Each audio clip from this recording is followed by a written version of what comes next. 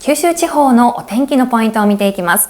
まず一つ目、明日にかけて九州地方では梅雨前線の活動が活発になりそうです。大雨災害に警戒をしてください。そして二つ目、明日までに南の海上で台風が新たに発生する予想となっています。まず一つ目の九州地方の大雨について見ていきましょう。まずこの時間の雨雲の様子です。梅雨前線が九州南部に停滞していまして、九州の南部を中心に活発な雨雲がかかっています。この時間は鹿児島や大分県を中心に1時間に30ミリを超える激しい雨を観測しています。そしてこの梅雨前線、明日にかけて北上していく予想です。予想天気図を見てみましょう。今夜にかけては九州南部に停滞している梅雨前線、明日にかけてはさらに北上して九州北部にまで北上する見込みです。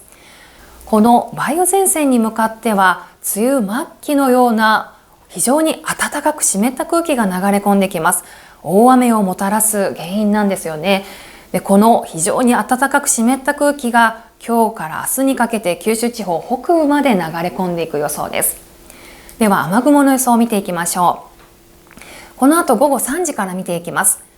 九州南部を中心に活発な雨雲がかかっていますが、夕方以降は九州北部にも流れ込んでくる予想です。特に九州北部では夕方にかけて非常に激しい雨、1時間に50ミリを超える滝のような非常に激しい雨が降る恐れがあります。道路が一気に川のようになる、そんな雨の降り方です。そして夜にかけても九州北部には活発な雨雲がかかってくる予想です。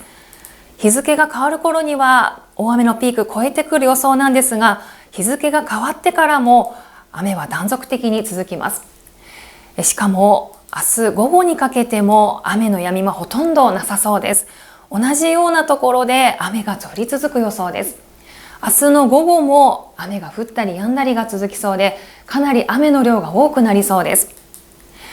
明日にかけては九州地方警報級の大雨となります。土砂災害や低い土地の浸水、河川の増水、氾濫などに警戒をしてください。特にこういった大雨が降っている時にはアンダーパスには近づかないようにしましょう。そして2つ目のポイント、明日までに台風発生か。明日の朝までに南の海上で新たに台風が発生する予想となっています。熱帯低気圧情報を見ていきましょう。今日の午前9時にマリアナ諸島で熱帯低気圧が発生しました。この後も暖かい海面の上を西寄りに進んで発達しながら進む予想です。23日火曜日には強い勢力まで発達して、24日水曜日には沖縄の南まで進む予想です。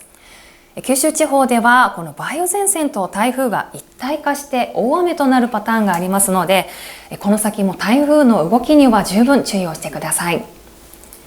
では各地の詳しい天気を見ていきます。明日にかけては大雨となる恐れがあります。今夜から明日の朝にかけては家の中でも2階以上、そして崖から離れたところの安全なところでお休みするようにしてください。21日、22日と雨の止む時間一旦多くなりますけれども、23日は再び低気圧や前線が近づいて、九州では警報級の大雨となる恐れがあります。その後も雨の降りやすい天気が続きそうです。この先まだ梅雨末期ではありませんけれども、十分雨の降り方に注意をしてください。